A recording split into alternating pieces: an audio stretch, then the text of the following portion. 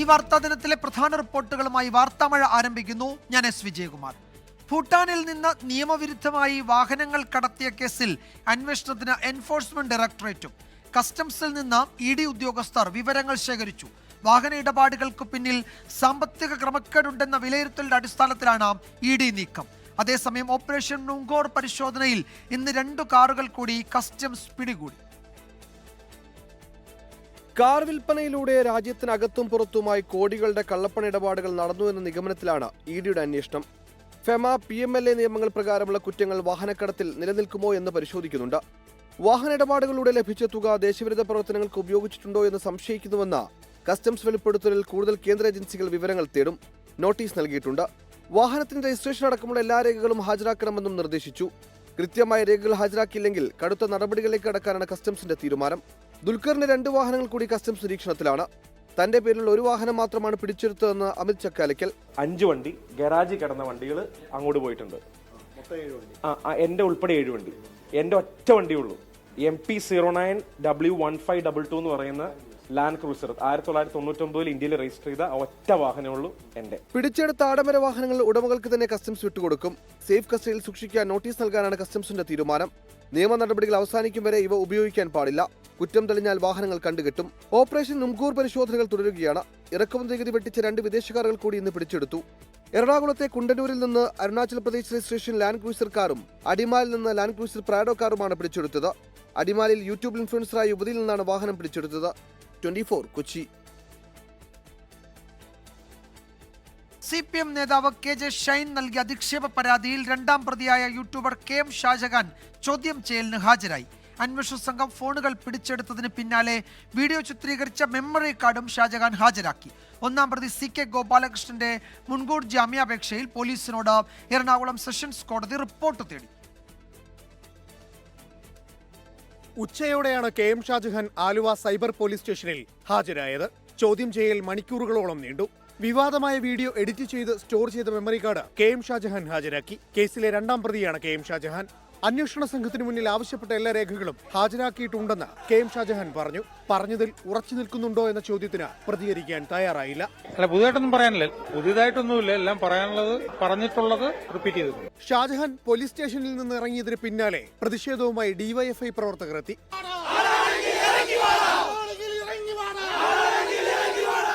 കേസിലെ 1ാം പ്രതി CK ഗോപാലകൃഷ്ണൻ നൽകിയ മുൻകൂർ ജാമ്യാപേക്ഷയിൽ എറണാകുളം സെഷൻസ് കോടതി പോലീസിനോട് റിപ്പോർട്ട് തേടി. KM ഷാജഹാന്റെ വീഡിയോ പങ്കുവയ്ക്കുക മാത്രമാണ് താൻ ചെയ്തതെന്ന് ചൂണ്ടിക്കാട്ടിയാണ് CK ഗോപാലകൃഷ്ണൻ മുൻകൂർ ജാമ്യാപേക്ഷ നൽകിയത്. താൻ നൽകിയ പരാതിയിൽ അന്വേഷണം ഊർജിതമായി നടക്കുന്നുവെന്ന് വൈപ്പിൻ MLA KN ഉണ്ണികൃഷ്ണൻ. നമ്മളൊരു പരാതി കൊടുത്തിരിക്കുമല്ലേ, ആരൊക്കെയാണ് എന്തൊക്കെയാണെന്ന് പറഞ്ഞത്. അതെല്ലാം നമ്മളിപ്പോൾ വ്യക്തമാക്കി കഴിഞ്ഞാൽ പിന്നെ പ്രതികളെല്ലാം കൗണ്ടർ ആലോചിക്കൂല്ലേ. അപ്പൊ അത് അന്വേഷണത്തെ തടസ്സപ്പെടുത്തണല്ലേ. കേസിൽ കൂടുതൽ പേരെ പോലീസ് ചോദ്യം ചെയ്യുന്നുണ്ട്. ഇവരിൽ നിന്നും ഫോൺ പിടിച്ചെടുത്ത് രേഖകൾ പരിശോധിച്ച് കിട്ടുന്ന വിവരങ്ങളുടെ അടിസ്ഥാനത്തിൽ കേസിൽ കൂടുതൽ പേരെ പ്രതി ചേർക്കും. 24 കൊച്ചി. ആത്മഹത്യ ചെയ്ത വയനാട് DCC മുൻ ട്രഷറർ NM വിജയന്റെ സാമ്പത്തിക ബാധ്യത തീർത്ത് KPCC. സുൽത്താൻ ബത്തേരി അർബൻ ബാങ്കിലെ 60 ലക്ഷം രൂപയുടെ കുടിശ്ശിക അടച്ചു തീർത്തു. പറഞ്ഞ കാര്യം നീതിപൂർവമായി കോൺഗ്രസ് പൂർത്തീകരിച്ചെന്ന കൽപ്പറ്റ MLA T സിദ്ദിഖ് 24നോട് പറഞ്ഞു. ഔദ്യോഗിക അറിയിപ്പ് ലഭിച്ചിട്ടില്ല എന്നായിരുന്നു NM വിജയന്റെ കുടുംബത്തിന്റെ പ്രതികരണം. സാമ്പത്തിക പ്രതിസന്ധിയെ തുടർന്നാണ് വയനാട് മുൻ DCC ട്രഷറർ NM വിജയനും മകൻ ജിജേഷും ആത്മഹത്യ ചെയ്തത്. ബത്തേരിയിലെ സഹകരണ ബാങ്കുകളിലെ നിയമനവുമായി ബന്ധപ്പെട്ട് കോൺഗ്രസ് നേതാക്കളുടെ അറിവോടെ പാർട്ടിക്കായി പണം വാങ്ങിയെന്നും എന്നാൽ നിയമനം നടക്കാതെ വന്നപ്പോൾ ബാധ്യത മുഴുവൻ തന്റെ തലയിലായി എന്നുമാണ് NM വിജയൻ ആത്മഹത്യാക്കുറിപ്പിൽ വ്യക്തമാക്കിയിരുന്നത്. ഏറ്റെടുത്ത കടം അടച്ചു തീർക്കുമെന്ന് KPCC പ്രസിഡന്റ് വയനാട്ടിൽ പ്രഖ്യാപിച്ചിരുന്നു. കടമടച്ചു തീർക്കാത്തതിനെ തുടർന്ന് വിജയന്റെ മരുമകൾ DCC ഓഫീസിന് മുന്നിൽ സത്യാഗ്രഹമിരിക്കുമെന്ന് പ്രഖ്യാപിച്ചത് വിവാദമായിരുന്നു. പിന്നാലെയാണ് കൂടുതൽ വിവാദങ്ങളിലേക്ക് കാര്യങ്ങൾ പോകും മുൻപ് KPCC കുടിശ്ശിക അടച്ചു തീർത്തത്. അത് ബാങ്കിന്റെ അക്കൗണ്ടിലേക്ക് KPCC അയച്ചിട്ടുണ്ട്. 59,23,000 സംതിങ് വരും. പാർട്ടി പറഞ്ഞ തീയതികൾ ലംഘിച്ചപ്പോഴാണ് പരസ്യപ്രതികരണം നടത്തേണ്ടി വന്നതെന്ന് NM വിജയന്റെ മരുമകൾ പത്മജ. അച്ഛൻ വ്യക്തമായിട്ട് പറഞ്ഞിട്ടുണ്ട് പാർട്ടിക്ക് വേണ്ടി വെച്ചിട്ടുള്ള ബാധ്യതയാണ് എന്നുള്ളത്. അതുകൊണ്ട് അത് ഞങ്ങൾക്ക് കിട്ടേണ്ടത് എന്റെ കുടുംബത്തിന്റെ ആവശ്യമാണ്. പറഞ്ഞ കാര്യങ്ങൾ കോൺഗ്രസ് പൂർത്തീകരിച്ചെന്ന് Kalpetta MLA T Siddique. Party നേരത്തെ സംസാരിച്ച് ടേക്ക് ഓവർ ചെയ്തതാണ്. ആ ബാധ്യത പൂർണ്ണമായും ഇന്ത്യൻ നാഷണൽ കോൺഗ്രസ് ഇന്ന് അടച്ചു തീർക്കുകയുണ്ടായി. ഷഫീദ് റാവുത്തർ 24 തിരുവനന്തപുരം.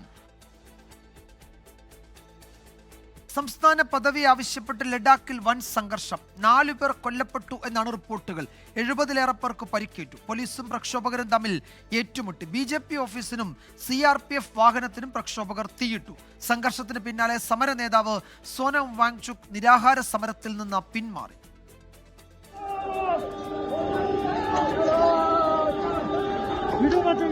കേന്ദ്രഭരണ പ്രദേശമായ ലഡാക്കിന് സംസ്ഥാന പദവി നൽകണമെന്നാവശ്യപ്പെട്ടായിരുന്നു പ്രതിഷേധം. പ്രധാന നഗരമായ ലേയിൽ പ്രക്ഷോഭകർ തെരുവിലിറങ്ങി. പോലീസുമായി ഏറ്റുമുട്ടി. കല്ലേറുണ്ടായി. പ്രക്ഷോഭകർക്കു നേരെ പോലീസ് ലാത്തിചാർജും കണ്ണീർ വാതകവും പ്രയോഗിച്ചു. CRPFന്റെ വാഹനത്തിനും BJP ഓഫീസിനും പ്രക്ഷോഭകർ തീയിട്ടു.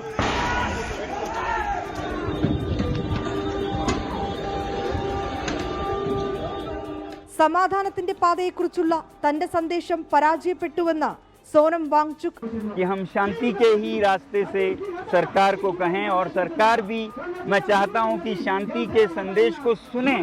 जब वो शांति को अनसुनी कर दें, 1 बार अनशन, 2 बार अनशन, 5 बार तक अनशन करे, कोई ले से दिल्ली तक पैदल चले आए शांति से. പരിസ്ഥിതി പ്രവർത്തകൻ സോനം വാങ്ചുക്കിന്റെ നേതൃത്വത്തിൽ 15 ദിവസമായി നിരാഹാര സമരം നടന്നു വരികയായിരുന്നു. ഈ സമരത്തിന് പിന്തുണ പ്രഖ്യാപിച്ചാണ് ലേ അപ്പെക്സ് ബോഡിയുടെ യുവജന വിഭാഗം പ്രതിഷേധത്തിന് തുടക്കം കുറിച്ചത്. സംഘർഷത്തെ തുടർന്ന് ലേയിൽ നിരോധനാജ്ഞ പ്രഖ്യാപിച്ചിരിക്കുകയാണ്. അടുത്ത മാസം 6-ന് ലേ അപ്പെക്സ് ബോഡി കാർഗിൽ ഡെമോക്രാറ്റിക് അലയൻസിലെ അംഗങ്ങളുമായി കേന്ദ്ര സർക്കാർ ചർച്ച നടത്തും. 24 ഡൽഹി. ബീഹാർ നിയമസഭാ തെരഞ്ഞെടുപ്പിൽ പിന്നാക്ക വിഭാഗങ്ങൾക്കുള്ള വാഗ്ദാനങ്ങൾ പ്രഖ്യാപിച്ച് ഇന്ത്യ സഖ്യം. പിന്നാക്ക വിഭാഗങ്ങൾക്കെതിരെയുള്ള അതിക്രമം തടയൽ നിയമം, സംവരണ പരിധി ഉയർത്തും എന്നിങ്ങനെ 10 വാഗ്ദാനങ്ങളാണ് പ്രഖ്യാപിച്ചത്. വോട്ട് കൊള്ളയുടെ പ്ലൂട്ടോണിയം ബോംബുകൾ പൊട്ടിക്കും എന്ന് കോൺഗ്രസിന്റെ മുന്നറിയിപ്പ്.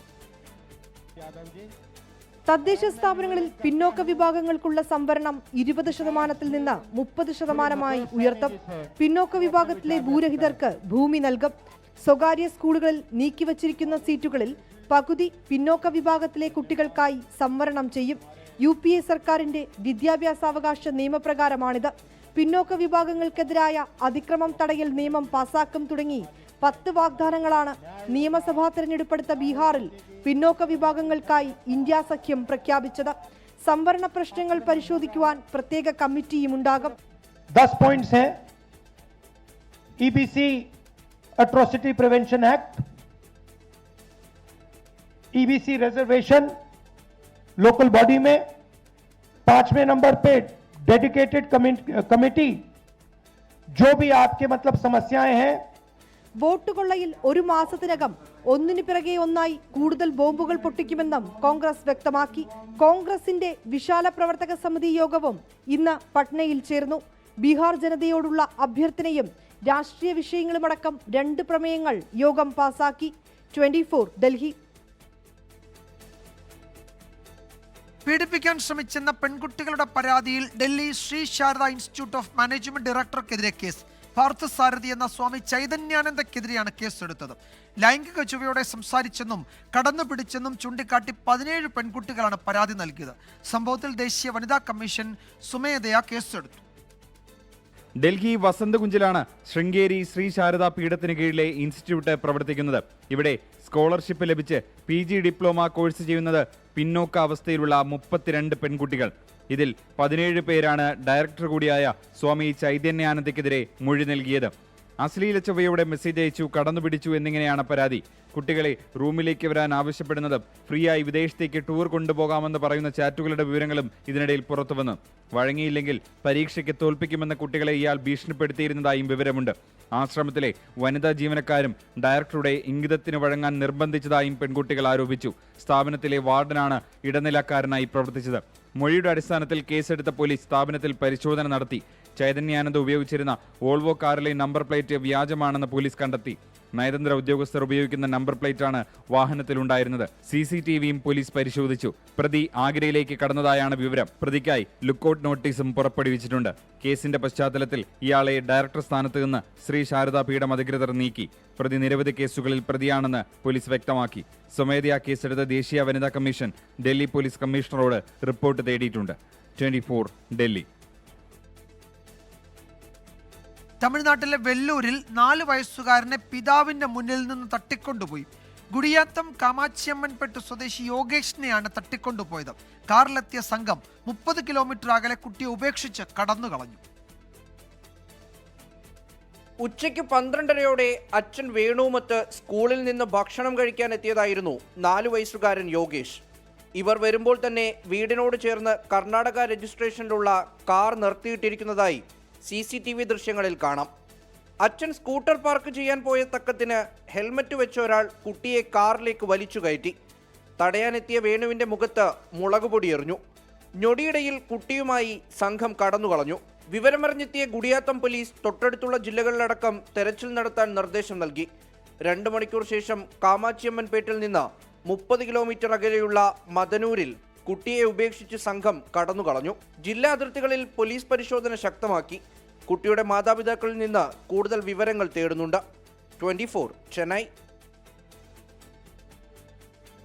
അന്താരാഷ്ട്ര നിയമങ്ങൾക്ക് യുദ്ധങ്ങൾ അവസാനിപ്പിക്കാൻ കഴിയില്ലെന്നും ആയുധങ്ങൾക്ക് മാത്രമേ മാറ്റമുണ്ടാക്കാൻ സാധിക്കൂ എന്നും ഐക്യരാഷ്ട്രസഭ പൊതുസഭയിൽ യുക്രൈൻ പ്രസിഡന്റ് വ്ളാദിമിർ സെലൻസ്കി. തന്റെ രാജ്യത്തിനു മുകളിൽ റഷ്യ നടത്തുന്ന യുദ്ധം അവസാനിപ്പിക്കണമെങ്കിൽ ആഗോള സമൂഹം ശബ്ദം ഉയർത്തണമെന്നും സെലൻസ്കി പറഞ്ഞു. Perfectly well, international law doesn't work fully unless you have powerful friends who are truly willing to stand up for it. And even that doesn't work without weapons. It's terrible, but without it, things would be even worse. ഐക്യരാഷ്ട്രസഭയ്ക്ക് നേരെ ശക്തമായ വിമർശനമുയർത്തിയാണ് പൊതുസഭയെ അഭിസംബോധന ചെയ്ത് Ukraine president Vladimir Zelensky പ്രസംഗം ആരംഭിച്ചത്. അന്താരാഷ്ട്ര നിയമങ്ങൾക്ക് യുദ്ധങ്ങൾ അവസാനിപ്പിക്കാൻ സാധിക്കാത്ത കാലമാണിതെന്നും ആയുധങ്ങൾക്ക് മാത്രമേ യുദ്ധത്തിൽ മാറ്റമുണ്ടാക്കാൻ സാധിക്കുകയുള്ളെന്നും സെലൻസ്കി പറഞ്ഞു. റഷ്യ തങ്ങൾക്കുമേൽ നടത്തുന്ന യുദ്ധത്തിൽ അന്താരാഷ്ട്ര നിയമങ്ങൾക്ക് പ്രത്യേകമായി ഒന്നും ചെയ്യാൻ കഴിഞ്ഞിട്ടില്ലെന്നും സെലൻസ്കി. ഐക്യരാഷ്ട്രസഭയുടെ സുരക്ഷാ സമിതിയിൽ റഷ്യ സ്ഥിരം അംഗമായിരിക്കുന്നതും വീറ്റോ അധികാരം ഉപയോഗിക്കുന്നതിലും യുക്രൈൻ അതൃപ്തിയുണ്ട്. ഇനി ഡ്രോൺ യുദ്ധങ്ങളുടെ കാലമാണെന്നും യുദ്ധത്തിൽ AI ഉപയോഗിക്കുന്നതിൽ നിയന്ത്രണം കൊണ്ടുവരണമെന്നും സെലൻസ്കി ആവശ്യപ്പെട്ടു. പോളണ്ടിലേക്കും എസ്റ്റോണിയയിലേക്കും അതിർത്തി കടന്നുപോയ റഷ്യൻ ഡ്രോണുകളെക്കുറിച്ച് സെലൻസ്കി ഓർമ്മിപ്പിച്ചു. റഷ്യയുടെ അടുത്ത ലക്ഷ്യം യൂറോപ്യൻ രാജ്യമായ മോൾഡോവയാണെന്ന മുന്നറിയിപ്പും സെലൻസ്കി നൽകി. റഷ്യയിൽ നിന്നും ഭീഷണി നേരിടുന്നുണ്ടെന്ന് ഇന്നലെ സംസാരിച്ച മോൾഡോവ നേതാവ് മായ സാൻഡ് സൂചിപ്പിച്ചിരുന്നു.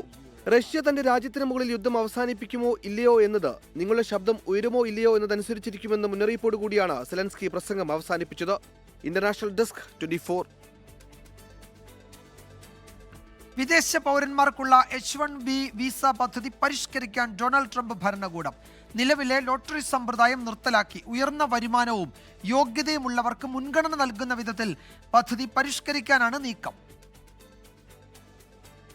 H1B വിസയിൽ നിലവിലുള്ള ലോട്ടറി സംവിധാനം നിർത്തലാക്കാനാണ് ട്രംപ് ഭരണകൂടത്തിന്റെ നീക്കം. സെലക്ഷൻ രീതിയിൽ മാറ്റം വരുത്തിയാകും പരിഷ്കരണം. നിലവിലെ രീതി എല്ലാ അപേക്ഷകരെയും തുല്യമായി പരിഗണിക്കുന്നു. കൂടുതൽ വിദ്യാഭ്യാസ യോഗ്യതയും വരുമാനവും വൈദഗ്ധ്യവുമുള്ളവർക്ക് മുൻഗണന നൽകുന്ന വിധത്തിലാകും പുതിയ രീതി. ലോട്ടറി സമ്പ്രദായത്തിനു പകരം വെയ്റ്റഡ് സെലക്ഷൻ നടപ്പിലാക്കാനാണ് നിർദ്ദേശം. വെയ്റ്റഡ് സെലക്ഷൻ രീതിയുടെ ഭാഗമായി പുതിയ ശമ്പള ബാൻഡുകൾ സൃഷ്ടിക്കും.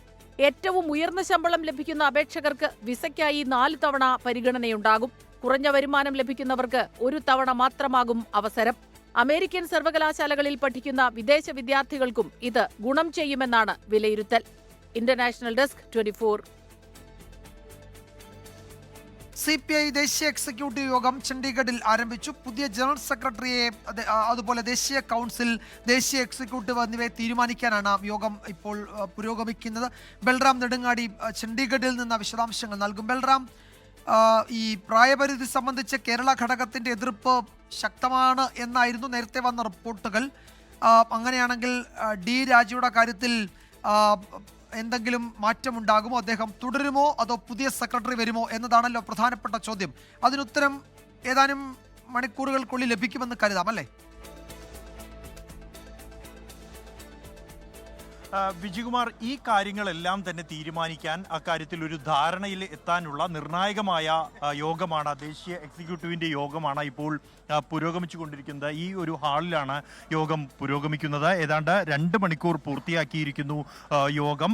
അടുത്ത നേതൃത്വം അത് ജനറൽ സെക്രട്ടറിയുടെ കാര്യത്തിൽ ഒരു ധാരണ, ഒപ്പം തന്നെ അടുത്ത ദേശീയ എക്സിക്യൂട്ടീവ്, പുതിയ ദേശീയ കൗൺസിൽ, അതുമായി ബന്ധപ്പെട്ടുള്ള തീരുമാനങ്ങളായിരിക്കും ഈ യോഗത്തിൽ എടുക്കുക. അതിൽ പ്രധാനമായും സംസ്ഥാനങ്ങൾക്കുള്ള കോട്ട, ഇക്കാര്യത്തിലാണ് യോഗം തീരുമാനം എടുക്കേണ്ടത്. അത് ഓരോ സംസ്ഥാനത്തിനും എത്ര അംഗങ്ങൾ മാറും അതിനനുസരിച്ച് അവർക്കുള്ള കോട്ടകൾ വീതിക്കുക. കൂടാതെ ഈ ഓരോ കമ്മിറ്റികളിലും 30% 50 വയസ്സിൽ താഴെ പ്രായമുള്ളവർ ഉറപ്പാക്കുക തുടങ്ങിയ തീരുമാനങ്ങൾ നേരത്തെ തന്നെ പാർട്ടി പാലിക്കുന്നതാണ്. ഇതനുസരിച്ചുള്ള ഒരു ധാരണയിലേക്ക് എത്തും. ഒപ്പം ജനറൽ സെക്രട്ടറിയുടെ കാര്യത്തിൽ ഏറ്റവും നിർണായകം ഈ ഒരു പാർട്ടി കോൺഗ്രസിനെ സംബന്ധിച്ചിടത്തോളം വിജയകുമാർ ചോദിച്ച ആ ഒരു ചോദ്യം തന്നെയായിരുന്നു. ജനറൽ സെക്രട്ടറിയായി ഡി രാജ തുടരുമോ എന്ന ഒരു ചോദ്യത്തിൽ ഈ ഒരു യോഗത്തിൽ ഇതിനുശേഷം നടക്കുന്ന ദേശീയ കൗൺസിൽ യോഗത്തിൽ ഒരു അന്തിമ തീരുമാനത്തിലേക്ക് എത്തും.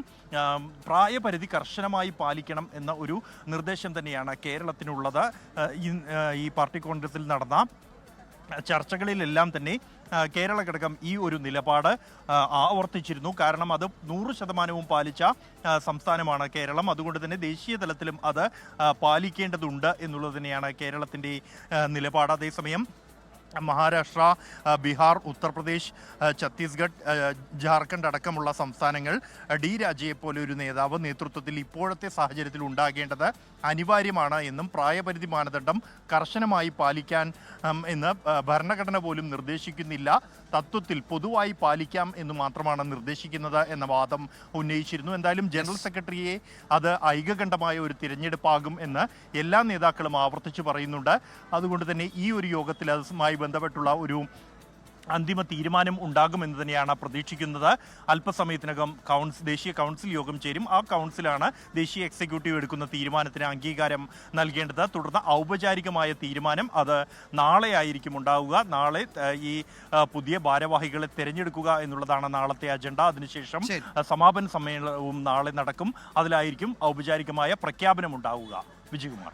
യെസ്, CPI ദേശീയ എക്സിക്യൂട്ടീവ് ചണ്ഡീഗഡിൽ തുടരുകയാണ്. പുതിയ ജനറൽ സെക്രട്ടറി, ദേശീയ കൗൺസിൽ, നാഷണൽ എക്സിക്യൂട്ടീവ് എന്നിവ സംബന്ധിച്ചുള്ള തീരുമാനങ്ങൾ അതൊരു സമവായത്തിലേക്ക് എത്തിക്കാനുള്ള ചർച്ചകളാണ് നടക്കുന്നത്. ബൽറാം നെടുങ്ങാടി ചണ്ഡീഗഡിൽ നിന്നാണ് ഏറ്റവും പുതിയ വിവരങ്ങൾ നൽകിയത്. കോഴിക്കോട് മുക്കത്ത് ഓട്ടോ ഡ്രൈവർക്ക് ബസ് ജീവനക്കാരുടെ മർദ്ദനം. മുക്കം മണ്ണാശ്ശേരി സ്വദേശി ബാബുവിനെയാണ് ആക്രമിച്ചത്. 2 യാത്രക്കാരെ ഓട്ടോയിൽ കയറ്റിയതാണ് പ്രകോപന കാരണം. അക്രമത്തിൽ ബാബുവിന്റെ കഴുത്തിനു പരിക്കേറ്റു. ആളെടുക്കാന്ന് ചോദിച്ചു. ഞാൻ പറഞ്ഞു ഞാൻ ആളെ എടുത്ത് ഷോപ്പ് നല്ല എടുത്ത് ഞാൻ പെണ്ണുങ്ങൾ 2 ആളും വണ്ടിയിലുണ്ട്. ഞാൻ ഈ നന്ദിലത്തിന്റെ മുമ്പ് നട്ട് പിന്നെ കയ്യാട്ടി മുക്കത്തെ പോകണം കയറ്റിയാന്ന് എടുത്താണ്. അതിൽ വിനോദാട്ടത്തിൽ വലിയ വർദ്ധ ചൂണ്ടി ഇങ്ങനെ ചൂണ്ടിയിട്ട് വർത്താനം മൂത്ത് ഇങ്ങനെ കുത്തി ചൂണ്ടിയിട്ട് ഇങ്ങനെ വർത്താനം പറയാം. പുറത്തേക്ക് ഇറങ്ങി നിന്നപ്പോഴേക്ക് പിന്നെ കണ്ടക്ടർ ഡ്രൈവർ നിന്ന് പിന്നെ വേറെ ഒരു ഏതോ ചങ്ങായി വന്നിങ്ങായിട്ട് എന്നെ പിടിക്കുക പിടിച്ച്. നിഖിൽ പ്രമേഷ് വിവരങ്ങൾ നൽകും കോഴിക്കോട്ട് നിന്ന്. നിഖിൽ, ഈ ബസ് ജീവനക്കാർക്കെതിരെ പരാതി കൊടുത്തിട്ടുണ്ടോ, കേസെടുത്തിട്ടുണ്ടോ, എന്താണ് മറ്റു വിവരങ്ങൾ? വിജയകുമാർ, ഇന്ന് വൈകിട്ട് 6 മണി കഴിഞ്ഞാണ് ഈ സംഭവം.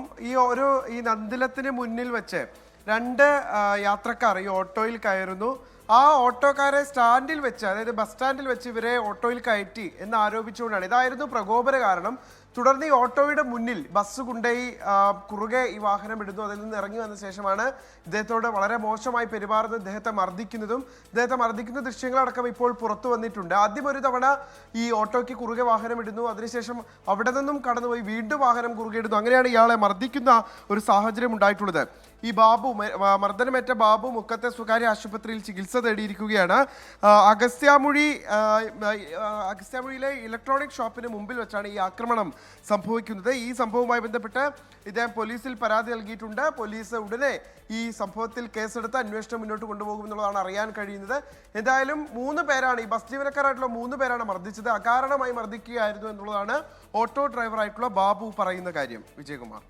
യെസ്, നിഖിൽ പ്രമേശാണ് വിവരങ്ങൾ നൽകിയത് കോഴിക്കോട്ട് നിന്ന്. ഇപ്പോൾ വരുന്ന ഒരു റിപ്പോർട്ടിലേക്കാണ്. ഓപ്പറേഷൻ നങ്കോറിൽ കുണ്ടന്നൂരിൽ നിന്ന് ഇന്ന് പിടിച്ചെടുത്തത് ഫസ്റ്റ് ഓണർ വാഹനം. കേരളത്തിൽ നിന്ന് പിടികൂടുന്ന ആദ്യത്തെ ഫസ്റ്റ് ഓണർ വാഹനമാണിത്. ലാൻഡ് ക്രൂയിസർ വാഹനമാണ് കസ്റ്റംസ് പിടിച്ചെടുത്തത്. അസം സ്വദേശിയായ മാഹിന്റെ പേരിൽ അരുണാചൽ പ്രദേശിലാണ് വാഹനം രജിസ്റ്റർ ചെയ്തിട്ടുള്ളത്. രജിസ്റ്റർ ചെയ്തിരിക്കുന്നത് വ്യാജ മേൽവിലാസത്തിൽ എന്നാണ് സൂചന. നിതിൻ അംബുജൻ വിവരങ്ങൾ നൽകും കൊച്ചിയിൽ നിന്ന്. നിതിൻ, ഇത് കുറച്ച് ഗൗരവമുള്ള വിഷയമാണല്ലോ. ഫസ്റ്റ് ഓണറാണ്, ഇതിലെ വ്യാജ മേൽവിലാസത്തിൽ അരുണാചൽ പ്രദേശിൽ രജിസ്റ്റർ ചെയ്തിരിക്കുന്നു. എന്തൊക്കെയാണ് കസ്റ്റംസ് സംശയിക്കുന്നത്? കൂടുതൽ വിവരങ്ങൾ പുറത്തു വന്നിട്ടുണ്ടോ? വിജയകുമാർ സൂചിപ്പിച്ച പോലെ തന്നെ വളരെ ഗൗരവമുള്ള ഒരു സംഭവം തന്നെയാണിത്. കാരണം ഇന്നലെയും ഇന്നുമായി ഓപ്പറേഷൻ അങ്കൂറിന്റെ ഭാഗമായി സംസ്ഥാനത്തെ വിവിധയിടങ്ങളിൽ നിന്ന് നിരവധി വാഹനങ്ങൾ പിടികൂടിയിട്ടുണ്ട്. പക്ഷേ ഈ പിടികൂടിയ വാഹനങ്ങളെല്ലാം തന്നെ അത് 3, 4 അല്ലെങ്കിൽ 5, 6 അതിലധികം ആളുകളിൽ നിന്ന് കൈമാറി വന്നതാണ്. പക്ഷേ ഇന്നിപ്പോൾ പിടികൂടിയത് കുണ്ടന്നൂരിലെ വർക്ക്ഷോപ്പിൽ നിന്ന് പിടികൂടിയ 1992 മോഡൽ ലാൻഡ് ക്രൂസർ വാഹനം, അത് ഫസ്റ്റ് ഓണർ വാഹനം എന്ന വിവരമാണ് ഈ ഘട്ടത്തിൽ കസ്റ്റംസിൽ നമുക്ക് ലഭ്യമായിരിക്കുന്നത്. അസം സ്വദേശിയായ മാഹിൻ അൻസാരിയുടെ പേരിൽ അരുണാചൽ പ്രദേശിൽ രജിസ്റ്റർ ചെയ്ത വാഹനമാണ് കേരളത്തിൽ നിന്ന് പിടികൂടിയത്. കുണ്ടന്നൂരിലെ വർക്ക്ഷോപ്പിൽ നിന്നാണ് ഇന്ന് വൈകിട്ടോട് തന്നെ കസ്റ്റംസ് ഇത് പിടികൂടിയിരിക്കുന്നത്. ഇന്നലെ തന്നെ കസ്റ്റംസ് വ്യക്തമാക്കിയിരുന്നു ഈ ഓപ്പറേഷൻ ഉങ്കൂറിന്റെ ഭാഗമായി നടത്തിയ ഒരു അന്വേഷണത്തിൽ ഇതിൽ കോയമ്പത്തൂർ ബേസ് ചെയ്തിട്ടുള്ള ഒരു റാക്കറ്റ് ഇതിന് പിന്നിൽ പ്രവർത്തിക്കുന്നത് നേരത്തെ തന്നെ കസ്റ്റംസ് വ്യക്തമാക്കിയിരുന്നു. അതുകൊണ്ട് തന്നെ ഈ വാഹനം കേരളത്തിലെത്തിച്ച ആളെ കേന്ദ്രീകരിച്ച് ഇപ്പോൾ അന്വേഷണം ആരംഭിച്ചിട്ടുണ്ട്. ഇനി ഈ മേൽവിലാസത്തിൽ ആളുണ്ടെങ്കിൽ തന്നെ എന്തുകൊണ്ട് ഈ മേൽവിലാസത്തിൽ ഇയാൾക്ക് ഈ വാഹനം കേരളത്തിലേക്ക് ഏത് നിലയിലെത്തി, മാത്രമല്ല ഈ മാഹിൻ അൻസാരിക്ക് ഈ കോയമ്പത്തൂർ കേന്ദ്രീകരിച്ചുള്ള ഈ ഒരു സംഘവുമായി നേരിട്ട് ബന്ധമുണ്ടോ തുടങ്ങിയ കാര്യങ്ങളൊക്കെയുള്ള സംശയമാണ് ഇപ്പോൾ കസ്റ്റംസ് പങ്കുവയ്ക്കുന്നത്. നിലവിൽ നടത്തിയ പ്രാഥമിക അന്വേഷണത്തിൽ ഒരു വ്യാജ മേൽവിലാസം എന്ന നിലയിൽ തന്നെയാണ് ഇപ്പോൾ കസ്റ്റംസ് ഈ ഘട്ടത്തിൽ നമുക്ക് നൽകുന്ന വിവരം. എന്തായാലും വലിയ അതായത് നിതിൻ, ഈ അസം സ്വദേശിയായ മാഹിൻ അൻസാരി എന്നത് ഒരു വ്യാജ പേരാണോ, വ്യാജ വിലാസമൊക്കെയാണോ, അതോ അങ്ങനെ ഒരാളില്ല എന്നാണോ നമ്മൾ അല്ലെങ്കിൽ കസ്റ്റംസ് കരുതുന്നത്? നിലവിൽ ഇപ്പോൾ കസ്റ്റംസുമായി അന്വേഷിച്ചപ്പോൾ അവർ പങ്കുവയ്ക്കുന്ന ഒരു കാര്യം, അതൊരു വ്യാജ മേൽവിലാസം എന്ന നിലയിൽ തന്നെയാണ് കസ്റ്റംസ് ഈ ഘട്ടത്തിൽ ഇതുമായി ബന്ധപ്പെട്ട് വിവരങ്ങൾ പങ്കുവയ്ക്കുന്നത്. ഒരു വിശദമായ അന്വേഷണത്തിലേക്ക് എന്തായാലും കസ്റ്റംസ് കടക്കുന്നുണ്ട്. ആരിൽ നിന്നാണ് ഈ വാഹനം കേരളത്തിലേക്ക് എത്തിയത്, മാത്രമല്ല ആരാണ് കേരളത്തിലേക്ക് വാഹനം കൊണ്ടുവന്നത് തുടങ്ങിയ കാര്യങ്ങളൊക്കെയാണ് പ്രധാനമായും കസ്റ്റംസ് അന്വേഷിക്കുന്നത്. അതോടൊപ്പം തന്നെ ഈ വാഹനം കൊണ്ടുവന്ന ആൾക്ക് കോയമ്പത്തൂരുമായി കേന്ദ്രീകരിക്കുന്ന റാക്കറ്റുമായി നേരിട്ട് ബന്ധമുണ്ടോ, അല്ലെങ്കിൽ വലിയ റാക്കറ്റ് ഇതിന് പിന്നിൽ പ്രവർത്തിക്കുന്ന സംഘത്തിലെ ആളാണോ തുടങ്ങിയ കാര്യങ്ങളൊക്കെയാണ് ഇതിൽ പിന്നിൽ പ്രധാനമായും ഇപ്പോൾ കസ്റ്റംസ് അന്വേഷിച്ചു വരുന്നത്. എന്തായാലും ഇതൊരു വ്യാജ മേൽവിലാസത്തിൽ തന്നെയാണ് ഈ വാഹനം അരുണാചൽ പ്രദേശിൽ അസം സ്വദേശിയുടെ പേരിൽ, അതായത് അരുണാചൽ പ്രദേശിൽ രജിസ്റ്റർ ചെയ്തിരുന്ന ഒരു വിവരമാണ് കസ്റ്റംസ് ഈ ഘട്ടത്തിൽ പങ്കുവയ്ക്കുന്നത്. എന്തായാലും ഇനി ഓപ്പറേഷൻ ഉങ്കൂർ ഇതുമായി ബന്ധപ്പെട്ട് കൂടുതൽ പരിശോധനയിലേക്ക് കസ്റ്റംസ് കടക്കും. അതോടൊപ്പം തന്നെ ഈ വാഹനം കേന്ദ്രീകരിച്ചുള്ള രേഖകൾ പരിശോധിക്കും. ഈ പരിശോധനയിൽ ഗൗരവമേറിയ സ്വഭാവം ഉണ്ടെങ്കിൽ വാഹനം കണ്ടുകെട്ടുകയും അതോടൊപ്പം തന്നെ ഇതിന്റെ ഉടമയെ അറസ്റ്റ് ചെയ്യുന്ന നടപടിയിലേക്ക് പോകും. അതിൽ ഏറ്റവും പ്രധാനപ്പെട്ട വാഹനം കേരളത്തിലേക്ക് എത്തിച്ച ആരാണ്, മാത്രമല്ല ഇനി വാഹനം അരുണാചൽ പ്രദേശിൽ നിന്ന് കേരളത്തിലേക്ക് ഈ രജിസ്ട്രേഷൻ മാറാതെ അരുണാചൽ പ്രദേശ് രജിസ്ട്രേഷനിൽ എന്തുകൊണ്ട് കേരളത്തിന് ഈ വാഹനം തുടർന്നു തുടങ്ങിയ കാര്യങ്ങളൊക്കെ തന്നെ പോലീസ് കസ്റ്റംസ് അന്വേഷിക്കുന്നുണ്ട്. സ്വാഭാവികമായിട്ടും ആ നടപടിയിലേക്ക് പോകുമ്പോൾ ഈ വ്യാജ മേൽവിലാസം കേന്ദ്രീകരിച്ച അന്വേഷണത്തിലേക്കും എന്തായാലും ഗൗരവമായ സ്വഭാവത്തിൽ തന്നെ കസ്റ്റംസ് അന്വേഷണം തുടരുമെന്ന കാര്യമാണ് ഈ ഘട്ടത്തിൽ പങ്കുവയ്ക്കുന്നത്. എന്തായാലും കേരളത്തിൽ ആദ്യത്തെ ഒരു പിടിച്ചെടുക്കൽ നടപടിയാണ്. അതായത് ഫസ്റ്റ് ഓണർ വാഹനം ആദ്യമായിട്ടാണ് കേരളത്തിൽ കഴിഞ്ഞ 2 ദിവസം നടത്തിയ പരിശോധനയിൽ കസ്റ്റംസ് പിടികൂടുന്നത്.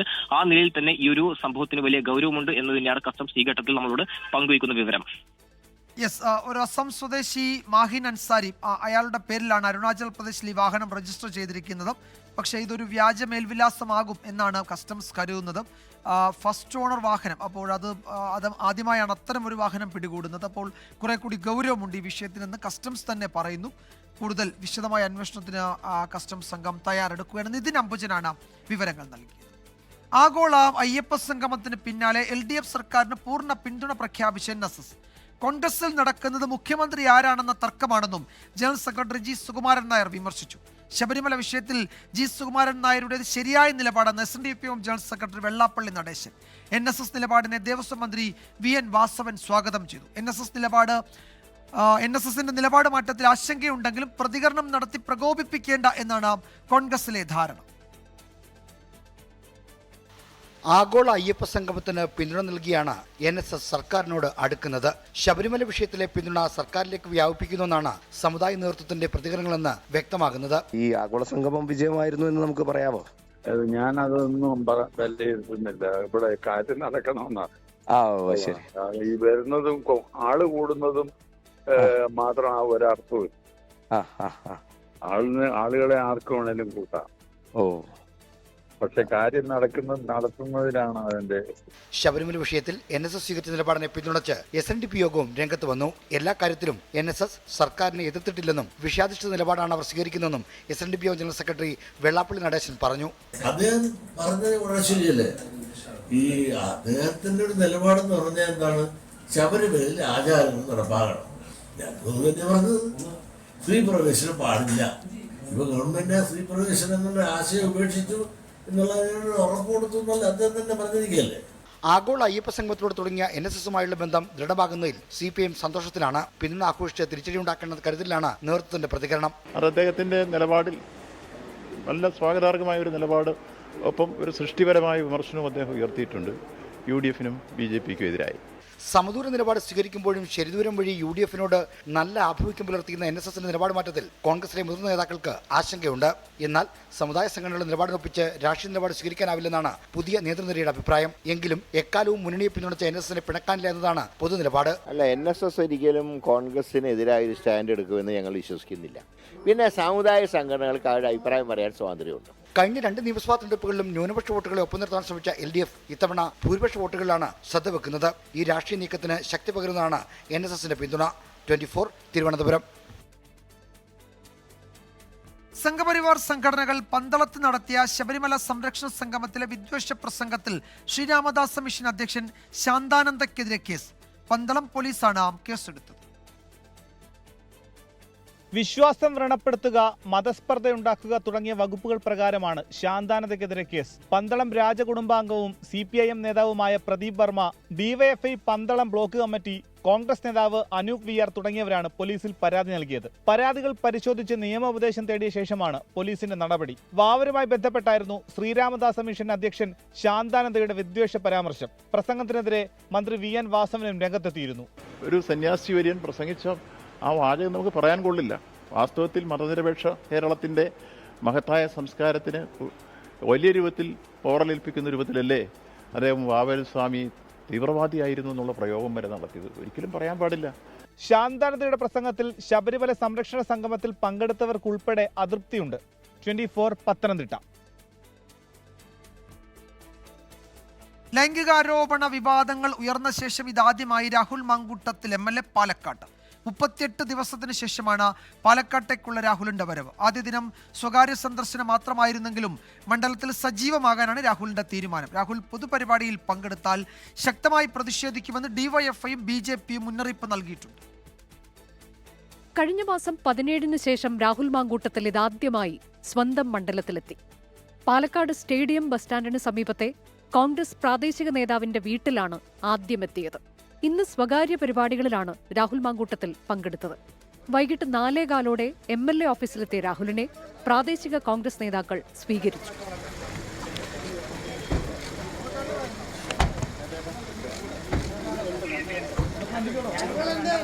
ലൈംഗികാരോപണ വിവാദങ്ങളിൽ രാഹുൽ മാങ്കൂട്ടത്തിൽ പ്രതികരിച്ചില്ല. മണ്ഡലത്തിൽ സജീവമാകുമെന്ന് രാഹുൽ പറഞ്ഞു. ഇപ്പോൾ ഒന്നും പ്രതികരിക്കുന്നില്ല. വിശദമായിട്ട് തന്നെ കാണാം, വിശദമായിട്ട് തന്നെ സംസാരിക്കാം. ഞാൻ പറയുന്നതിനപ്പുറമാണല്ലോ വാർത്തകളൊക്കെ. ഇല്ലാണ്ടിരിക്കാൻ കാര്യം എന്താ? മുതിർന്ന നേതാക്കൾ രാഹുലിനെ പരസ്യമായി പിന്തുണയ്ക്കുന്നില്ലെങ്കിലും രാഹുലിനൊപ്പം പോകുന്ന പ്രാദേശിക നേതാക്കൾക്കെതിരെ നടപടിയുണ്ടാകില്ല. രാഹുലിന്റെ വരവിൽ കോൺഗ്രസിന്റെ പ്രതികരണം ഇങ്ങനെ: നിലവിലുള്ള MLA നല്ല പരിചയമുള്ള ആളുകളെ ഒരു നടപടിന്റെ പേരും കൊണ്ട് മുഖം തിരിച്ചു നടക്കേണ്ട കാര്യമില്ലല്ലോ, അത്രേ ഉള്ളൂ. MLA എന്ന നിലയിൽ പൊതുപരിപാടികളിൽ രാഹുൽ പങ്കെടുത്താൽ പ്രതിഷേധിക്കുമെന്ന് DYFIയും BJPയും അറിയിച്ചു. MLA ഓഫീസിന് സമീപം ചൂലുമായി എത്തി BJP പ്രതിഷേധിച്ചു.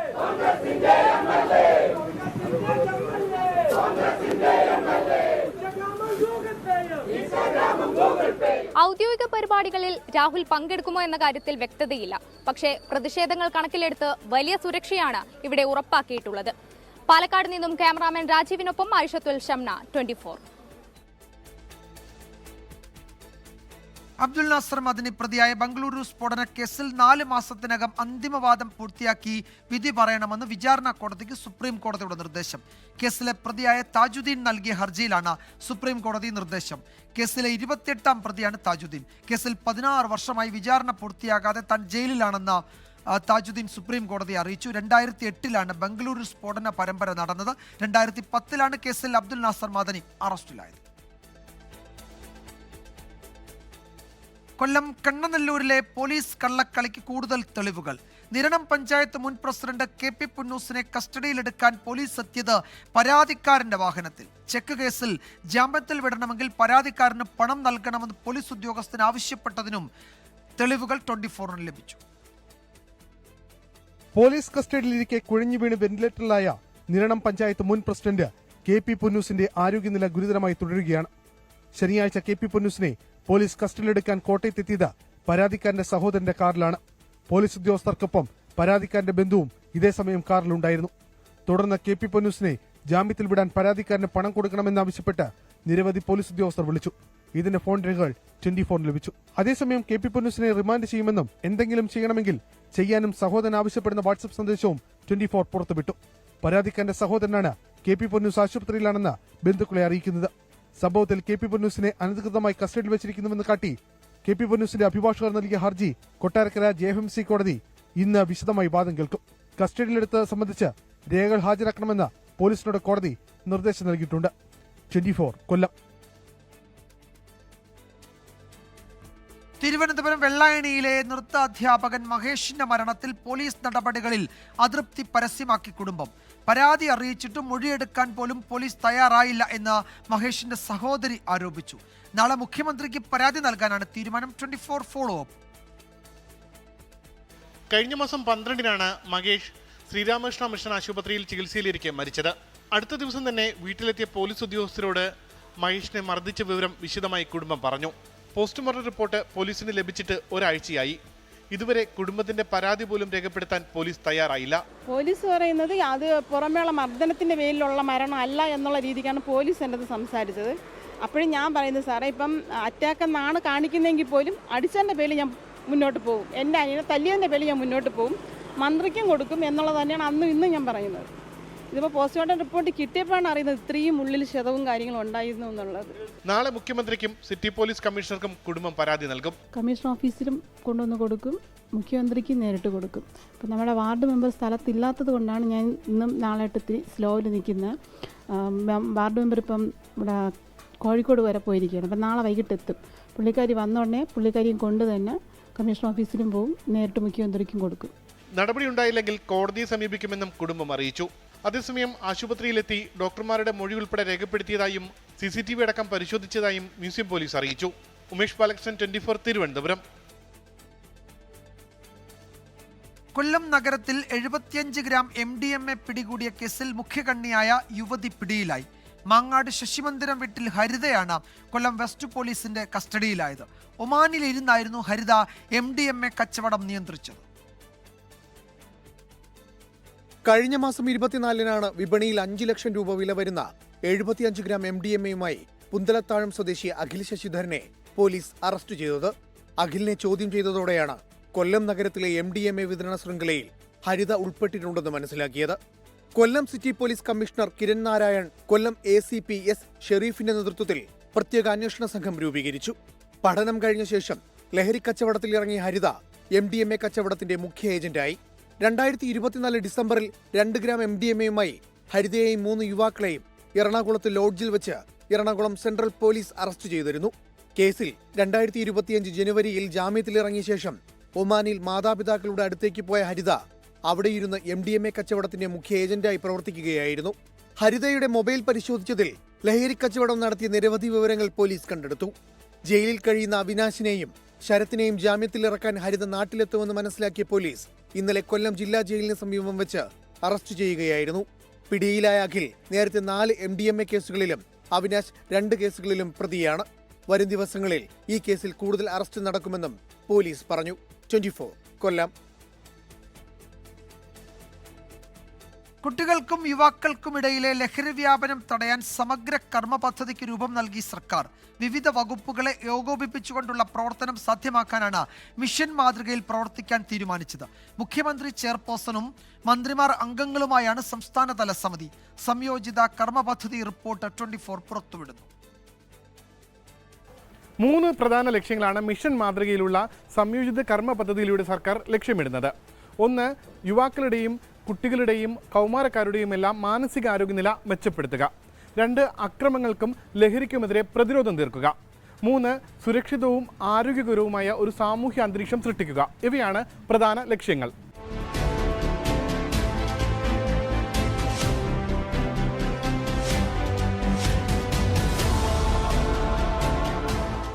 നിലവിൽ സംസ്ഥാനത്തെ വിവിധ വകുപ്പുകൾ, അതായത് പോലീസ്, എക്സൈസ്, ആരോഗ്യവകുപ്പ്, വിദ്യാഭ്യാസ വകുപ്പ് തുടങ്ങിയവയെല്ലാം ലഹരിക്കെതിരെയുള്ള വിവിധ കർമ്മ പദ്ധതികളും ബോധവൽക്കരണ പരിപാടികളും എല്ലാം നടത്തുന്നുണ്ട്. പക്ഷേ ഇവയ്ക്കൊന്നും സംസ്ഥാന തലത്തിൽ ഒരു ഏകോപനമില്ല. എന്നാൽ പുതിയ മിഷൻ പദ്ധതി വരുന്നതോടുകൂടി സംസ്ഥാന തലത്തിൽ ഒരു ഏകോപനം നടപ്പിലാക്കാൻ കഴിയുമെന്നാണ് കരുതുന്നത്. അതുകൊണ്ട് തന്നെ വിവിധ പദ്ധതികളായ ജീവനി, വിമുക്തി, ഒപ്പം സ്റ്റുഡൻറ് ഹെൽത്ത്, പാരന്റിംഗ് ക്ലിനിക്ക് തുടങ്ങിയ പദ്ധതികൾക്കെല്ലാം ഒരു ഏകീകൃത സ്വഭാവം വരികയും അത് സംസ്ഥാന തലം മുതൽ ജില്ലാ തലം, തദ്ദേശ സ്ഥാപന തലത്തിൽ വരെ വിവിധ കമ്മിറ്റികളിലൂടെ ഈ പരിപാടികൾ കടന്നു പോവുകയും ചെയ്യും.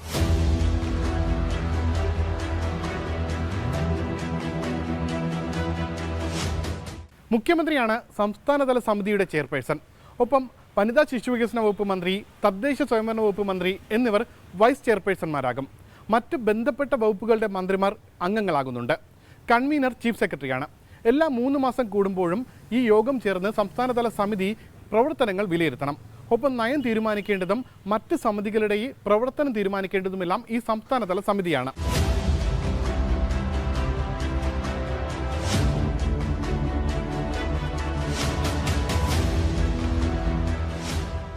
സംസ്ഥാന തലത്തിൽ ചീഫ് സെക്രട്ടറി അധ്യക്ഷനായ മറ്റൊരു എക്സിക്യൂട്ടീവ് കമ്മിറ്റി കൂടി ഉണ്ടാകും. ചീഫ് സെക്രട്ടറിക്ക് പുറമെ മറ്റ് ബന്ധപ്പെട്ട വകുപ്പുകളുടെ സെക്രട്ടറിമാരും ഇതിൽ അംഗങ്ങളായിരിക്കും. ജില്ലാ തലത്തിലും ഒപ്പം തദ്ദേശ സ്ഥാപന തലത്തിലും ടാസ്ക് ഫോഴ്സുകളാണ്.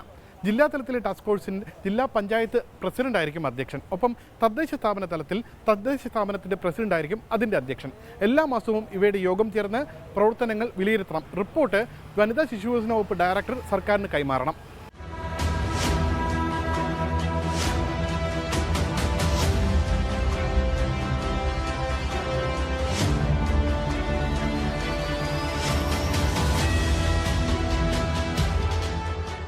ഈ കർമ്മ പദ്ധതിയിലെ മിഷൻ രൂപീകരണം കൂടി പൂർത്തിയാക്കി കഴിഞ്ഞാൽ ഒരു മിഷൻ ഡയറക്ടർ കൂടി ഇക്കൂട്ടത്തിൽ വരും. നിലവിൽ സംസ്ഥാനത്ത് നിരവധി മിഷനുകൾ, ഹരിത കേരള മിഷനാകട്ടെ, ലൈഫ് മിഷനാകട്ടെ, ആർദ്രം മിഷനാകട്ടെ, നിരവധി മിഷനുകൾ വിജയിച്ച മാതൃക സംസ്ഥാനത്തിനുണ്ട്. സ്വാഭാവികമായി ഈ ലഹരിക്കെതിരെയുള്ള ഈ മിഷൻ കൂടി വിജയിച്ചു കഴിഞ്ഞാൽ രണ്ടാം പിണറായി സർക്കാരിൻ്റെ ഒരു ചരിത്ര ദൗത്യമായി അത് മാറും. SKN40യിലൂടെ 24 ഒപ്പമുണ്ടാകും. ഉമേഷ് ബാലകൃഷ്ണൻ, 24 തിരുവനന്തപുരം. ദാദാസാഹേബ് ഫാൽക്കെ പുരസ്കാരം ഏറ്റുവാങ്ങിയ ശേഷം മോഹൻലാൽ കേരളത്തിൽ തിരികെ എത്തി. ഒരു കലാകാരന് കിട്ടാവുന്ന ഏറ്റവും വലിയ ഭാഗ്യമായി കാണുന്നുവെന്നും ആ ഭാഗ്യത്തെ എല്ലാവർക്കുമായി പങ്കുവയ്ക്കുകയാണെന്നും മോഹൻലാൽ പറഞ്ഞു. എല്ലാം വളരെ നന്നായിരുന്നു, നല്ല കാര്യം. ഞാൻ പറഞ്ഞല്ലോ, ഒരാൾക്ക് ഒരു ആർട്ടിസ്റ്റിന് കിട്ടാവുന്ന ഏറ്റവും വലിയ ഭാഗ്യമായിട്ട് ഞാനിതിനെ കാണുന്നു. ആ ഭാഗ്യത്തെ ഞാൻ എല്ലാവർക്കും, നിങ്ങൾ ഉൾപ്പെടെ എല്ലാവർക്കും ഞാനത് ഷെയർ ചെയ്ത് നൽകുന്നു. ചെറിയ ബജറ്റ് ചിത്രങ്ങളാണെങ്കിലും മലയാള സിനിമയുടെ മൂല്യത്തിന് മാറ്റമില്ലെന്ന് ദേശീയ പുരസ്കാരം നേടിയ നടി ഉർവശി പറഞ്ഞു. പുരസ്കാരം ലഭിക്കാൻ വൈകിയെന്ന് തോന്നുന്നില്ലെന്ന് മികച്ച സഹനടനുള്ള ദേശീയ പുരസ്കാരം നേടിയ വിജയരാഘവനും പ്രതികരിച്ചു. എന്ത് പറയാനാ, സന്തോഷം. അതിൽ കൂടുതൽ എന്താ പറയേണ്ടത്? എന്തിനൊരു സമയമുണ്ട് ദാസ എന്ന് പറയുന്നത്, അത്രയേ ഉള്ളൂ. ഏറ്റവും വലിയ സന്തോഷം എന്ന് പറയുന്നത് ശ്രീ മോഹൻലാലിന് ദാദാസാഹേബ് ഫാൽക്കെ പുരസ്കാരം കിട്ടിയതാണ് ഇന്നലത്തെ ചടങ്ങിൻ്റെ ഏറ്റവും വലിയ സന്തോഷം. കാരണം അത് ഓരോ പുരസ്കാരങ്ങളും അതിന് മൂല്യം കൂടുതലാവുന്നത് ആർക്ക് കിട്ടിയെന്നനുസരിച്ചിരിക്കും. പിന്നെ തീർച്ചയായിട്ടും കുട്ടേട്ടൻ്റെ അവാർഡും ഞങ്ങളുടെ അവാർഡും ഒക്കെ ഒരു പ്രസിഡന്റ് കയ്യിൽ നിന്ന് വാങ്ങിക്കുന്ന അവാർഡല്ലേ. Bharat Lajna multi state housing cooperative സൊസൈറ്റിയുടെ 20ാം വാർഷിക ജനറൽ മീറ്റിംഗ് കോഴിക്കോട്ട് നടന്നു. സ്ഥാപക ചെയർമാൻ ആർ പ്രേംകുമാറിന്റെ നേതൃത്വത്തിൽ നടന്ന സമ്മേളനം ശ്രീ ഗോകുലം ഗ്രൂപ്പ് ചെയർമാൻ ഗോകുലം ഗോപാലൻ ഉദ്ഘാടനം ചെയ്തു. പുതുച്ചേരി നിയമസഭാ ഡെപ്യൂട്ടി സ്പീക്കർ പി രാജവേലു മുഖ്യപ്രഭാഷണം നടത്തി. Managing director Manoharan Kuppaswamy, vice പ്രസിഡന്റുമാരായ വേദവ്യാസൻ, മുരുകൻ, എക്സിക്യൂട്ടീവ് ഡയറക്ടർമാരായ എം മനോജൻ, അജയകുമാർ, അനുരാം, കെ ശ്രീകുമാരൻ, ജ്യോതി പ്രകാശ് എന്നിവർ ആശംസകൾ അർപ്പിച്ചു. നമ്മളെല്ലാ വർഷവും AGM നടത്തി ബാക്കിയുള്ള സൊസൈറ്റിക്ക് ഒരു മുൻമാതിരിയായി കാണിച്ചു കൊടുത്തു. അതിനുമുമ്പ് സൊസൈറ്റികളൊന്നും AGM നടത്തിയായിട്ട് വലുതായിട്ട് നടത്തിയ ഞാൻ ഇന്നവരെയും കണ്ടിട്ടില്ല. നമ്മൾ ഇപ്പോഴും പറയുന്ന വാക്കാണ്, ബിസിനസ് കൂടി നമ്മൾ ഒരു അങ്ങോട്ടും ഇങ്ങോട്ടുള്ള ഒരു ചാലഞ്ച് ആവാം. പ്രേമൻ മേലെ വന്നത് കാരണം ഒരു ദൈവാധീനമാണ്. ദൈവം നിശ്ചയിച്ചിട്ടുണ്ടെങ്കിൽ എന്താ ചെയ്യണമെന്ന്. അതാണ് നമ്മുടെ പ്രേംകുമാർ. അദ്ദേഹത്തിന് കൊടുത്ത ഡ്യൂട്ടി അതാണ്. ഇത്രയും പേര് നിങ്ങളുടെ മെമ്പർമാരെയും നിങ്ങളുടെ ജോലിക്കാരെയും ഒക്കെ സന്തോഷവന്മാരായി ഒരു കുടുംബത്തിൽ അംഗങ്ങളുമായി കണക്കിലെടുത്ത് അവരുടെ നല്ല ഐശ്വര്യങ്ങൾക്ക് വേണ്ടി നിങ്ങൾ പ്രവർത്തിക്കുക. അതിന് നിയോഗിച്ചാണ് പ്രേംകുമാറുള്ളത്. റിപ്പോർട്ടോടെ വാർത്താമഴ അവസാനിക്കുന്നു. നാളെ വീണ്ടും കാണാം. ശുഭരാത്രി. ലോകത്തെവിടെയായാലും ഏത് സമയത്തും 24 വാർത്തകളും ഓഗ്മെന്റഡ് റിയാലിറ്റി പാക്കേജുകളും എക്സ്പ്ലെയിനറുകളും വിശദമായി കാണാൻ ഞങ്ങളുടെ യൂട്യൂബ് ചാനൽ നിങ്ങൾക്ക് സബ്സ്ക്രൈബ് ചെയ്യാം.